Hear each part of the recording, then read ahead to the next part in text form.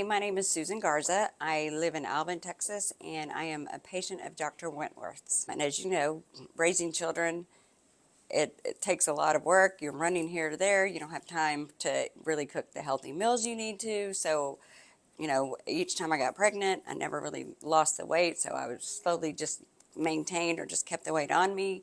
And at some point in my life, I figured I need to start living for myself and taking care of myself. And the opportunity came up. I was able to meet with Dr. Wentworth. We discussed, my options that I had, and she made me feel extremely comfortable. She walked me through all of my options, and I decided to have the mommy makeover, and it was the best decision of my life. Like many women who come to my office, they are very secure about their body. It's very hard even to make the appointment, and to show up is the biggest step. So once patients gotten to that point, they're already feeling very vulnerable, very scared.